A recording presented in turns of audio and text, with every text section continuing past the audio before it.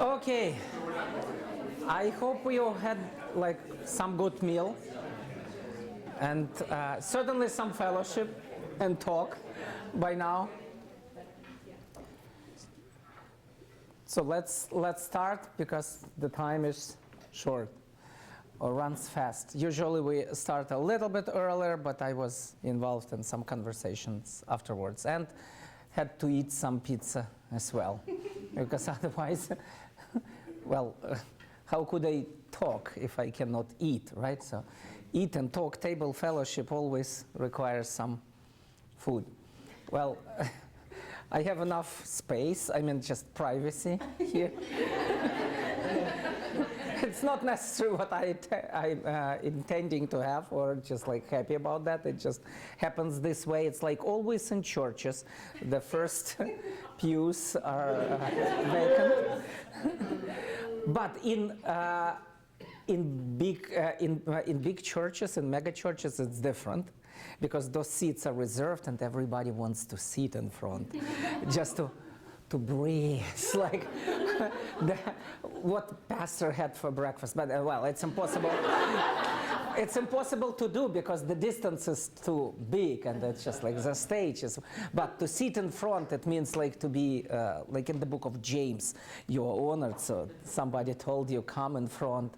And in smaller churches, everybody wants to sit in the back because there is nobody to invite, just come in front, and pastors ask, nobody comes. Anyway, it functions differently. There is probably some psychological reasons for that, but I'm not going to deal with that now. Because we're going to deal with interfaith marriage or intermarriage. And Jewish nightmare, I would say, for many hundreds of years, yes. It has been a Jewish nightmare. Today, it's a Jewish reality. Because at least 50% of the Jewish people in the United States are married to a Gentile. Sometimes, like the Jewish community says some percentage between 50 and even 70% of the Jewish people are married to a Gentile. So that's the reality that we're dealing now with. Do you remember something like movie Fiddler on the Roof or musical? Do you remember the Tevye's daughter? She was willing to get married with a Christian, so Russian Orthodox Christian, but whatever, he was just Christian. And do you remember what Tevye told to his daughter? Probably you don't, but for me, because it's such a big issue, I'm Jewish, I do remember it. For me, it's funny. For you, maybe not. But for me, it's very funny. He said, you know, fish and bird can love each other, but where can they build a nest? Yeah. So, and that's typical like Jewish understandings. What is there in common, actually? It's even not like that we are prohibited to do so. It's anyway. But also, just how can we live? And the second part of this question, so how can we live together, it's probably the most challenging of all, even for this 50 to 70% of the marriages that we intermarriages that we deal today with. I will be talking about, we will be discussing the Jewish Gentile or Jewish Christian in interfaith marriage, but it could be applied, so some principles could be applied also to other peoples and races and belief system. Well, my question to you, does the Bible prohibit intermarriage? Just if you say yes or no, or something in between, try to be more specific. So don't give me one 2 or 3 letter answer. Give me like a little bit more extended answer because we need to talk. Yes. The Bible technically prohibits intermarrying with any people group that does not share the faith of Israel, particularly for the warning that they will turn the people of Israel away.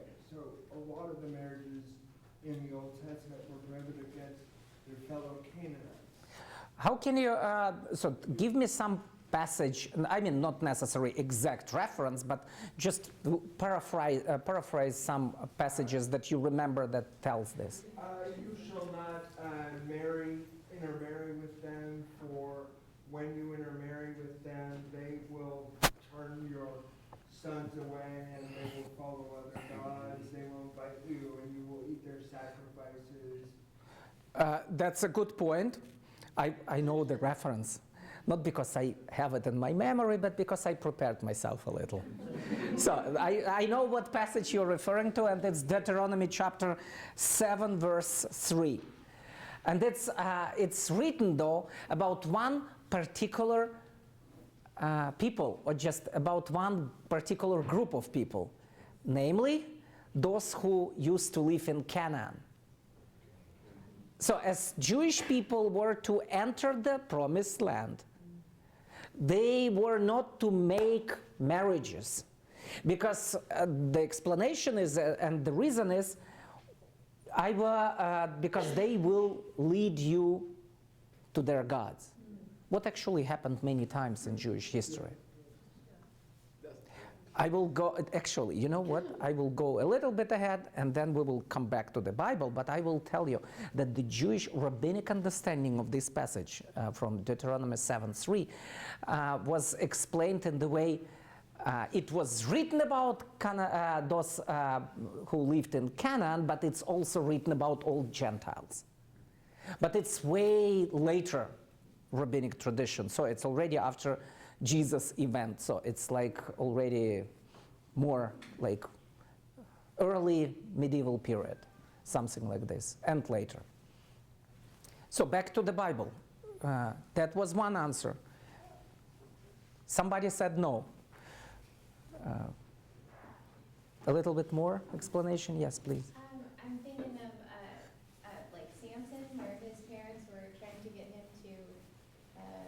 to marry within, but he had a heart after the Philistine women. I don't know if that's really considered a commandment, but I just remember that. Yes. It's a good example, right? Okay, but it's an example that rather tends us to say, yes, it was not good to marry somebody from a different people. Yes. Rahab the harlot from Jericho, she helped the Israelites, and she ended up marrying into the Jews, even though she was a Canaanite, a pagan Canaanite initially, and she's even in the lineage of Jesus the Messiah. Excellent example as well. Yeah, she is in the genealogy of Jesus, even. And also, wasn't it Moses who was married to an Ethiopian? And yeah. Aaron and Cushite. Okay, I'm sorry. Actually, yeah, like Ethiopian. Well, in some translations, Ethiopian. And, so Aaron and Miriam, his brother and sister, complained against it, and God cursed them with leprosy. Yes, and it's actually well, there are several possibilities to interpret that in different ways. Why he cursed them, because how wrong they were in what they said, or just it was sort of like a rebellion against Moses. But it's a good example. Thank you. Just a second. Somebody should just to following this. Somebody should mention another prominent woman in the Bible that is in genealogy of Jesus as well, and the King of David, and she was not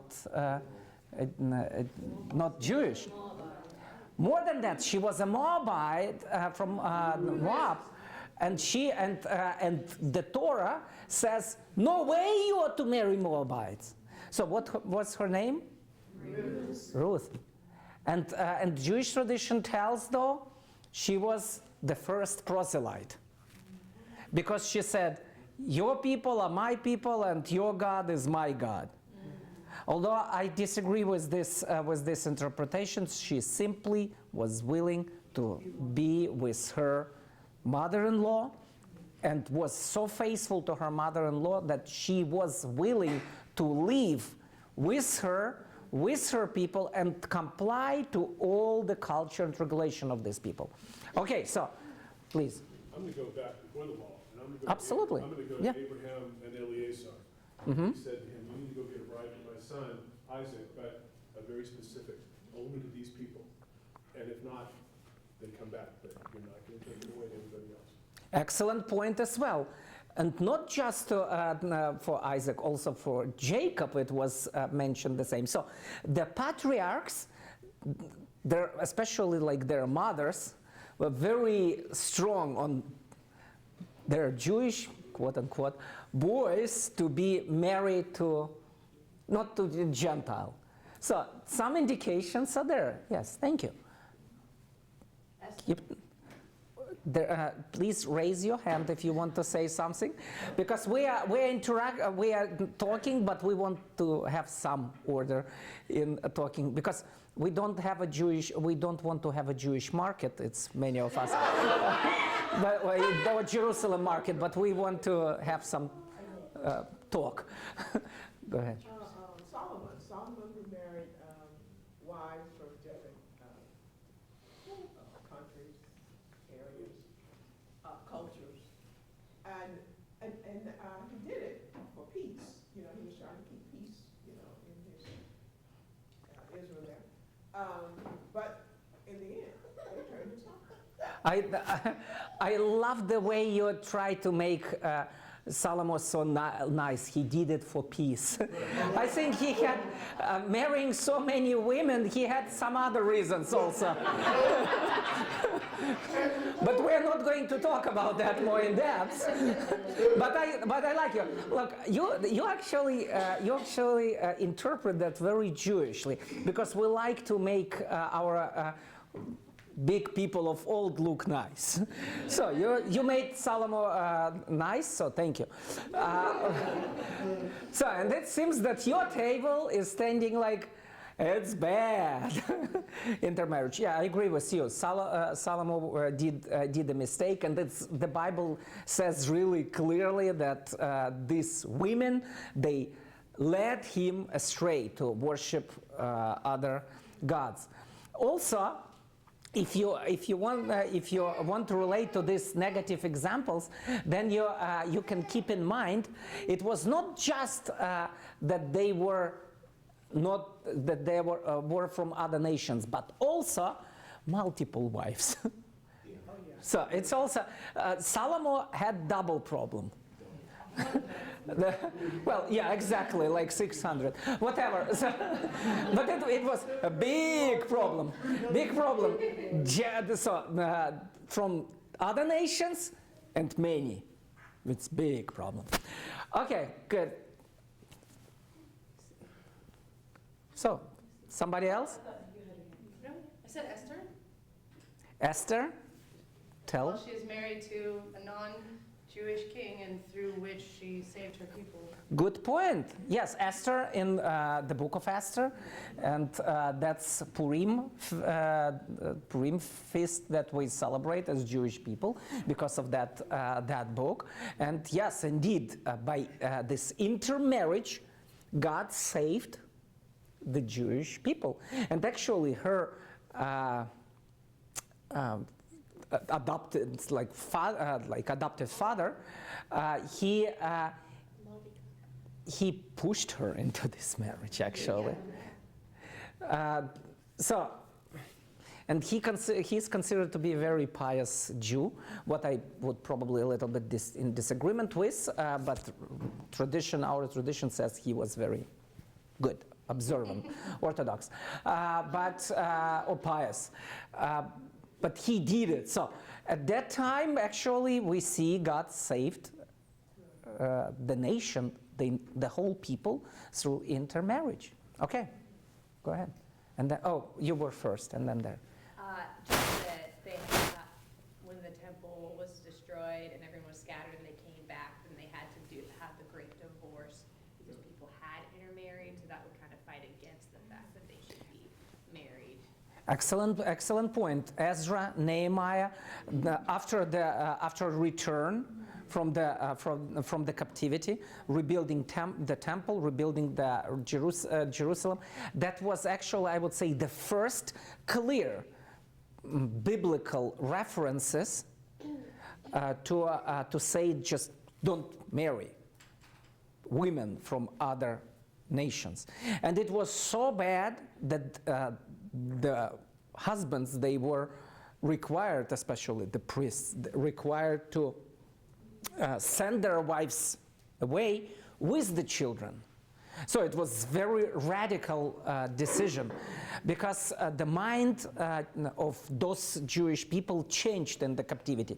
The idea was very strong. We were sent into the captivity because we worshipped other gods. Because of the idolatry, we were sent there. So Jewish people coming from the captivity, they didn't want to go back there. So the way to avoid that was to stick to God, and they saw danger in wives. So it was not like in wives from other nations.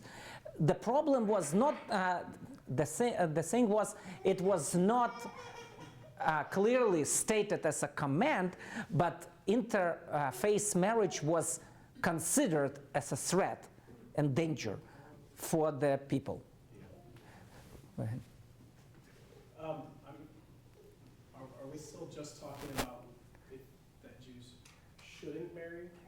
Because I think of Ephesians, there's neither Jew nor Gentile, and that through Christ's sacrifice, like there is now one new people, as evidence for reasons why it's perfectly acceptable for Jews to intermarry. And I mean, if you look at Timothy, he wouldn't have been called Jewish because his father was Gentile, right? But his mother was clearly Jewish, and he's held up, and Paul passed the faith on to him and laid his hands on him.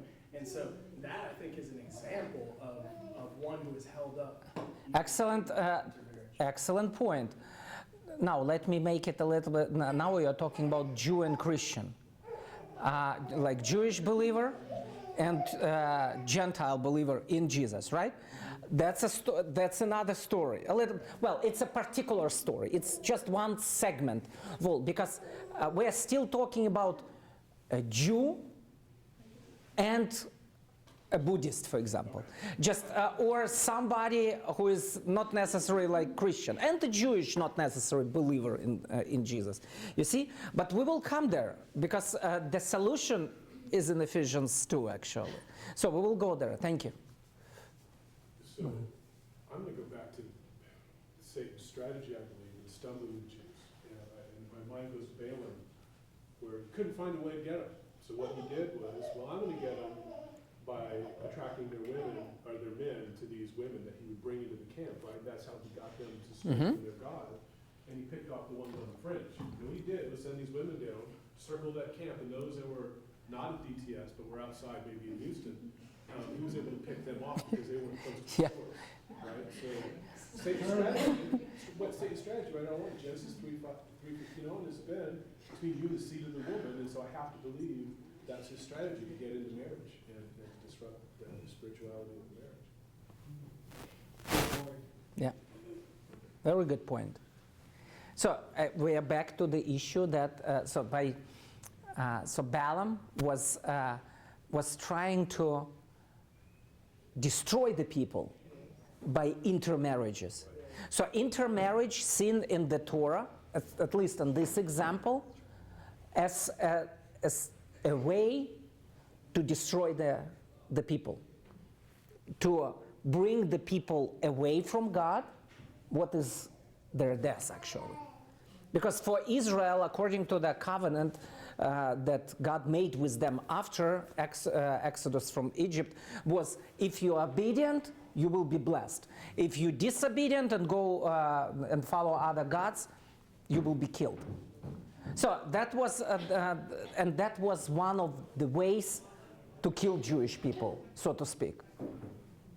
And by definition, it not necessarily was mentioned as case in all situations. So it was not like a commandment yet, but still the principle was there. Okay, go ahead. Could you use things like God's coming to and dealing with Abraham, or Jesus coming into the world and rescuing the Gentiles while they were still sinners as arguments for intermarriage, in that the way that God works is to make covenant with people even when they are outside of his law or his bounds that he for you to be in. Okay, good point. I feel like Thank there's a theme of God says, these are my people, and don't marry outside of my people. But then when people come into his people, that's okay, like Ruth. And then that transitions into the New Testament where it says, do not be unequally yoked. What does light have to do with darkness? So that continues on. So it's like dispensationalism, because it was for the Jewish people, now it's for Christians. It's fair to say that conversion, or just like if there was a marriage between Jew and Gentile, it should be related to a conversion. So somebody got to join the people in their lifestyle, and that's very interesting principle actually. Let's summarize it a little. What we know so far. There is no direct prohibition in the Bible, like a commandment. There is no commandment. There is no law that say like don't kill, don't commit murder, or don't steal, don't lie, or whatever. So there is no such prohibitive commandment in the Bible. Don't marry. Period. Like don't marry a Gentile.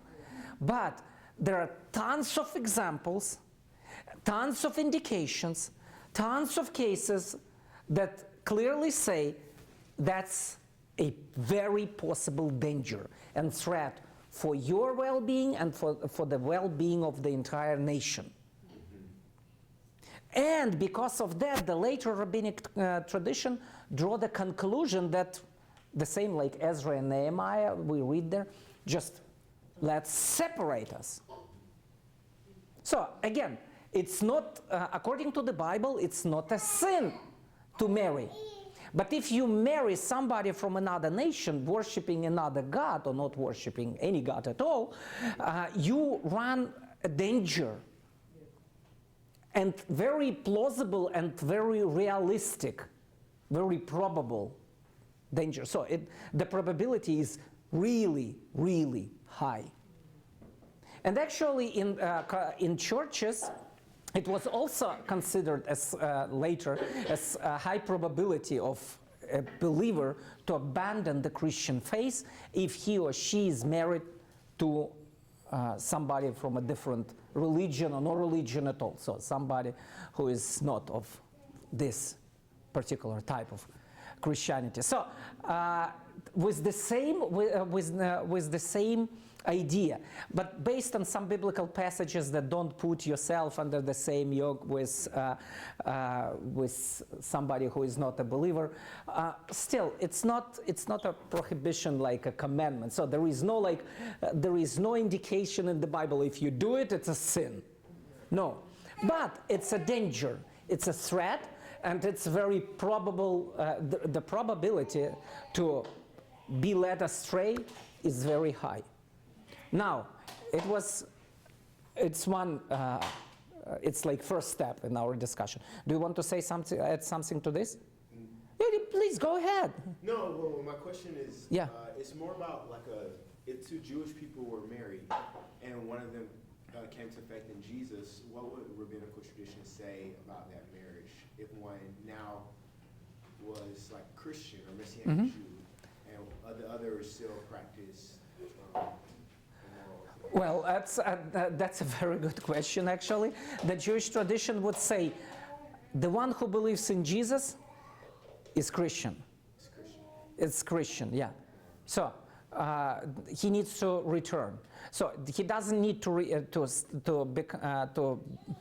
be a proselyte or just like to convert, but he needs to return back to the true belief. But their marriage would be okay. No, he's not going to be okay at all.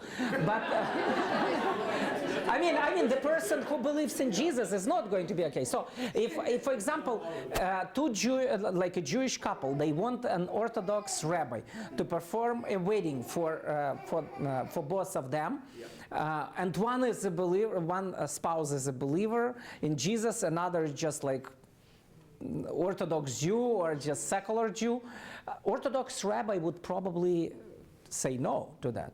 It's with the same it's similar idea to the fact that if I want to immigrate to Israel as a Jew and I say that I believe in Jesus, I cannot return there based on the law of return, or I cannot make aliyah because I'm not Jewish any longer. I converted to different religion. So that's a tricky thing. So if a Jew in rabbinic mind, if a Jew leaves his leaves Judaism and goes in rabbinic mind again to Christianity, to another religion, he's not Jewish. I mean, the Orthodox, so the liberal and Reform Jewish community would say certainly he's not Jewish. Orthodox, there are different Orthodox. Some would say you're born a Jew, you will die a Jew. What is actually pretty biblical. But you are not a good Jew. You need to return. You need to do a repentance. And in Jewish mindset, repentance is returning back. Go ahead. So in the United States and in other places, such as England, as late as the 1950s, a mixed marriage was considered between a Catholic person and a Protestant person. And those mixed marriages, even though they both believe in Jesus Christ, were very frowned upon. And, priests would not perform marriages between Protestants. Because sweetwater fish and saltwater fish, where can they live, right? So,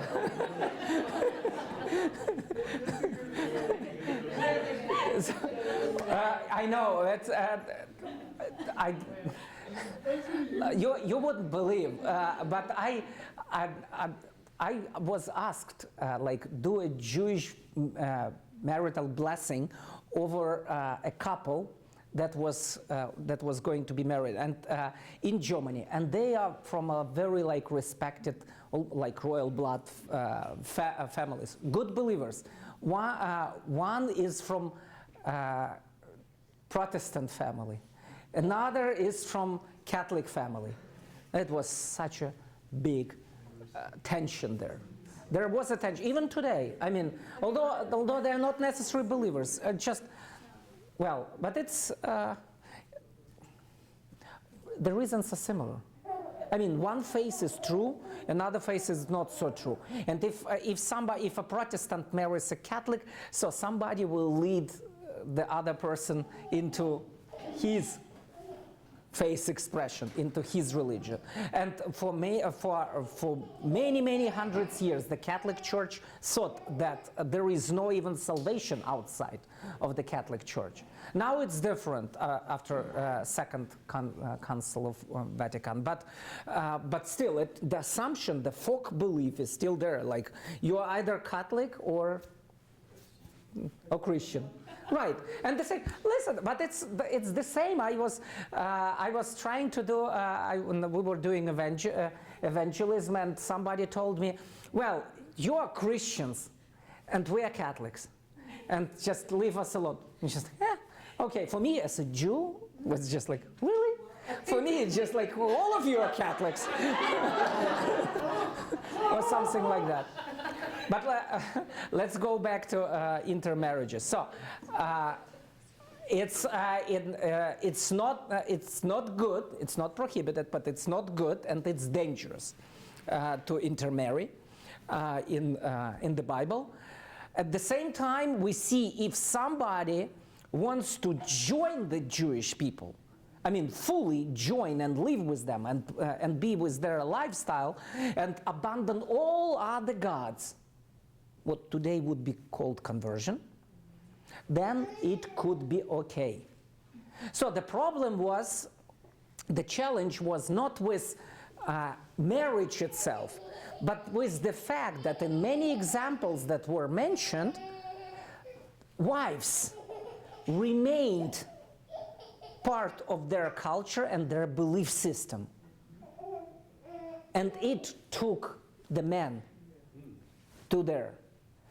At the same time, we see in the Bible, a man could take a woman in his house if she is fully separated from her traditions and becomes part of the Jewish family. Okay, so conversion to Judaism would be a way to go. And also the later rabbinic tradition supports this idea. So today, if there is a good marriage, intermarriage, then a spouse who is not Jewish is to convert to Judaism. Then everything is just fine. Is it not like in Christianity? Similarly. And that's okay, it's good. Now, how to live with in such family? Jew, Gentile particularly. It can be also applicable to others. But let's think about this a little. First, I want to give you some maybe for some of you, unusual historic discourse. You know who was the first to prohibit marriage, Jew, Christian? It was the church. With Constantine and other church councils after him, there was a very strict prohibition. Don't marry a Jew, period. So, not the Jewish, not the rabbinic tradition, not the rabbis were the first to set a commandment not to marry, but the church. So, it's not the Jewish people to be blamed for that, but the church, first of all. Okay, so, for me, as I was, one time it was completely new. I thought that we Jewish people put us in such segregation. No way, we were placed in this segregation by the church as well. So, Jew, Gentile, what's the solution? I want to address Ephesians chapter 2. If both are believers,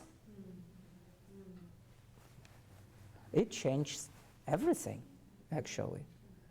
Because then it's the only, then both are one, and actually Yeshua, Jesus, is the only one biblically given or biblically indicated and God-given way for Jew and Gentile to become one. There was no one clear option in the Bible for Jew and Gentile to be together, for Gentiles to be fully grafted into Israel before Yeshua. So Yeshua made peace between Jew and Gentile in order to reconcile both of us with God. So it's like a cross, horizontal and vertical. But first, horizontal. So he reconciled us to immediately reconcile us together as one entity, as one people to God. So that's the ultimate, the best, and I would say the only perfect solution. So, what would you say in this regard? I think there's a bigger question. Not that marriage isn't big, because you don't have to marry. But the bigger question in my mind is in Acts 15, where the council came, because all early Christians were Jews, and so the big question is, so the other side of the question, should we be circumcised or not? The real question is, then what's going to happen to the Jews? We understand that we don't have to do these things anymore, but if I grew up like your family grew up with these great, strong beliefs in the God that is our God, what's to happen to the Jews? Because your traditions are important. I mean, really important. It's very... To me as a non-Jew, they're important to me. Yeah. Thank you for raising this, because it's very important. It's very important issue, and we certainly need to talk about that. The passages that I read in chapel today, and there are a huge number of similar passages. God never abandoned the Jewish people. The covenant is still there, and the covenantal fidelity is something for Jewish people to keep and to take care of. It means for Jewish person, it's important to maintain the Jewish identity. So if you ask me as a Messianic rabbi, would I be happy about a Jewish man marrying a Gentile girl or vice versa? Would I perform this marriage? I would say, I mean, if they both believers even. I mean, both believers in Jesus. My answer would be yes. If the Gentile spouse makes a decision to leave sort of like Jewish household with the husband or with the wife. Messianic. So the converting spouse, if you could call it. I would not say converting. The spouse remains Gentile, although it's a little bit funny and not so easy. You know, husband and wife, according to the Bible, we are one what? Flesh. So Jewish flesh and not Jewish flesh. One flesh. What flesh is that? Half Jewish? I'm not sure. Half Gentile? No. I just like they are one flesh, and because at least one spouse is still in the covenant, the other is the most naturally to join his spouse in covenantal fidelity. Okay, let me put it in a different way. For example, not eating pork. Many Jewish people eat pork and eat shellfish and whatever. Yeah. Well, even if they're looking, they're just who cares? Many like liberal and Reformed Jews don't care. But if they do, so the wife who is, for example, happens not to be non-Jewish, not to cook it at home. Well, if she visits her parents and wants to eat there or something, it's like her business. But keep some Jewish home without becoming Jewish. Okay, so one flesh with Jewish does make you necessarily Jewish. Although there are Jews by mother, there are Jewish people by father, and there are Jewish by spouse. I'm kidding. Sort of, partially kidding. But there is a certain connection that has to be observed. It's true only with the Jewish people, because with other people, God has never done this type of covenant that is attached to flesh. What we have in Yeshua, it's a covenant that is related to the spirit. The covenant with the people of Israel is related to the flesh. Pretty straight and pretty direct. So it has to be dealt with. By the way, I have two daughters. One of the older daughter is getting married this coming July, and her future husband is Jewish believer. I say yes. Now, our younger daughter, she just freshman in college. She doesn't think about this crazy stuff like marriage. I'm kidding. But I asked her. Maybe she didn't tell me the truth, but anyway, it's another story. But if she would meet a nice Gentile believer, whatever race or ethnicity under heaven. Would I be happy for her to marry this person? Not really. Not really. I will struggle for a little, to be honest. So I'm blank honest with you, brutally honest. So I would a little bit like, yeah.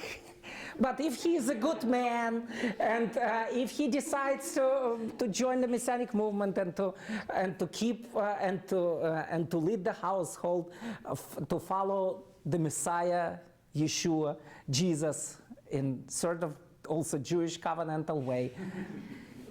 Okay, welcome. Well, what am I saying? Come on. Anyway. Okay. No.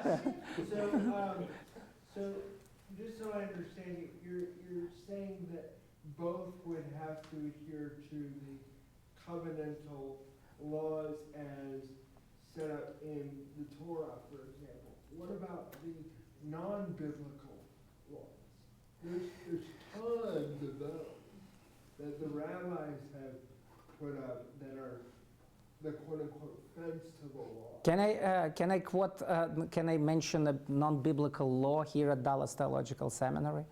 Don't drink alcohol on campus. Is it in the Bible? No. Does it make sense? Yes. So we all Christians and all Jews, and we all have laws that are not necessarily biblical, but they make sense and sometimes they're helpful. So I don't talk about observing rabbinic tradition. I don't observe old rabbinic tradition myself.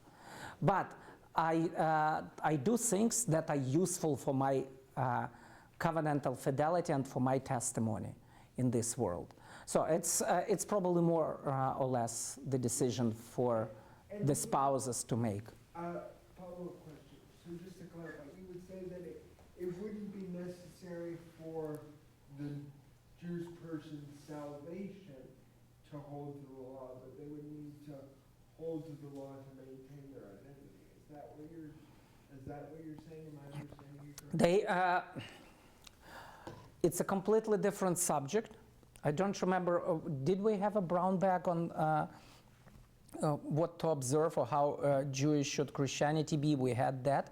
I don't remember if we discussed this in depth, but it's a subject for a separate brown bag, how to be with the law for a Jewish believer and what Christians can learn from that. So we will do a brown bag about probably in this. Write me an email. We will make sure to consider this, okay, please. So now, there are many, the challenges of Jewish Christian, especially unbelieving. Now we're talking about like liberal families. A Jew who doesn't necessarily believe, and a Gentile or Christian who's American Christian who is not necessarily believing in something. So what to celebrate, Hanukkah or Christmas? Should you light Hanukkah, this Hanukkah menorah, or you should put Christmas tree? How about Passover season? Is it like Passover table or Easter eggs hunt, or what? What to do? Just how to reconcile? It's just like easy challenge, very easy challenge. We are nice people, we love each other, so we will tolerate each other. So let's do this and that and both. But the children, that's the major challenge.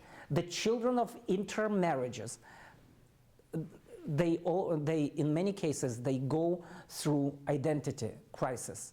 Particularly, I would say it's like third culture kid even, like in missions. Somebody who is growing up in tension between two different cultures, I would say, and develops like a third culture that places him in a position not clearly comprehending who he is or who she is. So that's a challenge. So what to celebrate, what to eat, who I am. It's intermarriage has many challenges, or brings many challenges for the spouses, for the children, and the grandchildren are lost even more, but they care a little bit less than the children. So there was one, because the grandchildren, they already marry whoever. They even don't have any headaches about that. It's, anyway, so what would you suggest as a solution? This is specific for Jewish and Christian, but in general, I think there should be more marriage in your mind with Christianity and Judaism, that we should be practicing things like remembering the Passover, because it's why, you know, we have the tradition we do. When we have Easter, we should remember that he was at his Passover meal before he went to be killed. I mean, and there's a reason, just like you said about learning from, even if you eat pork, you should remember why God said these things. So that should be a part of our tradition if we really want to understand our Christian faith. Good point. Still, I'm coming back to the challenge of secular or secularized Jew and secularized Christian, or just a Jew and any other ethnicity or culture. What can be helpful in this tension? I think it should be, I think it is on an individual basis, individual couples. Mm-hmm. How are you going to set up your household? They need to have a conversation. Which faith are we going to follow? How are we going to do this for the kids? So when the kids come along, everybody is on the same page. Thank you. It's good counseling advice. Okay. I know a lot of I have many friends who are Jewish, and I was thinking about what you said, over 50% Mm-hmm. married Gentiles. Pretty much all of them have married Gentile men, and they identify being Jewish more as a heritage thing, an ancestry thing. So they are completely secular, and when they raise their children, the children are agnostic. Yeah. And they pretty much are agnostic too.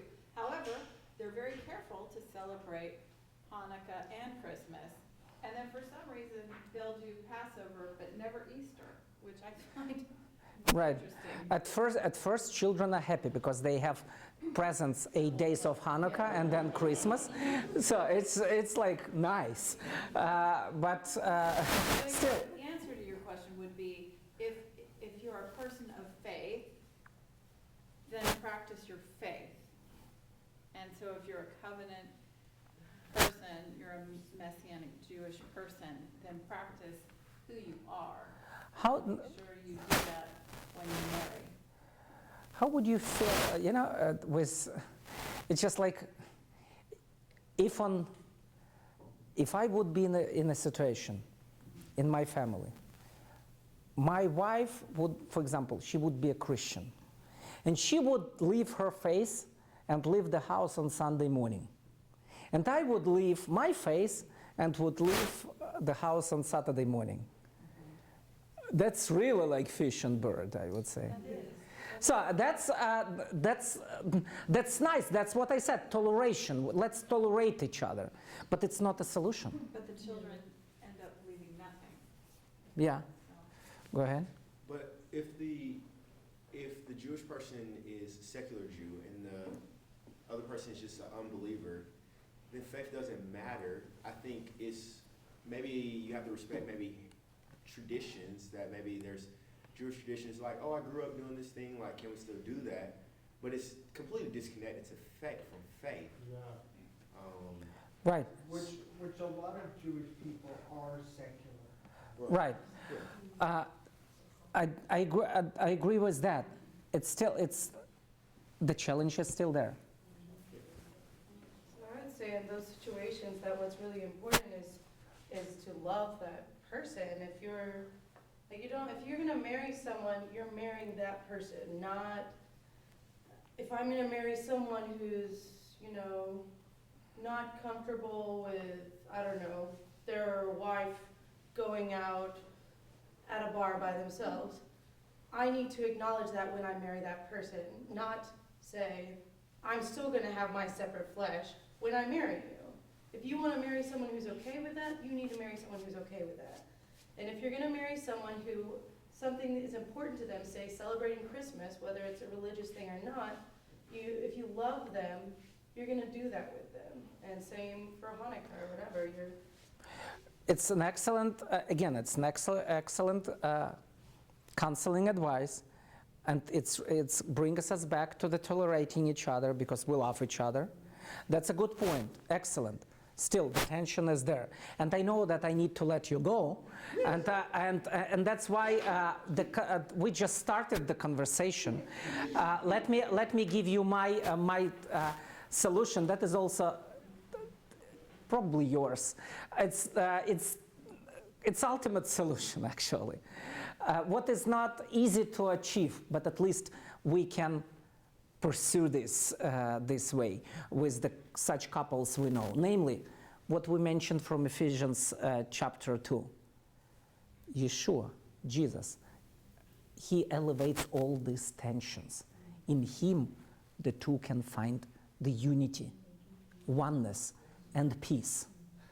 And that's why when I talk to intermarriages, to the couples, I say, listen, here is the list of all the tensions and all the challenges.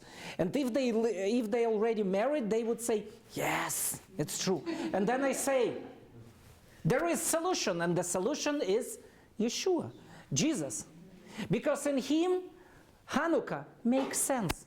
In him, Passover makes sense, and even Christmas makes sense, and Easter. That all makes sense in him. And then you understand that you do that for a reason. And there is purpose in all this. And even being Jewish, becoming instead of just simple destiny because I'm born this way, becomes a purpose in this life. So I would finish our discussion that I'm very thankful for. You're very active. I appreciate that.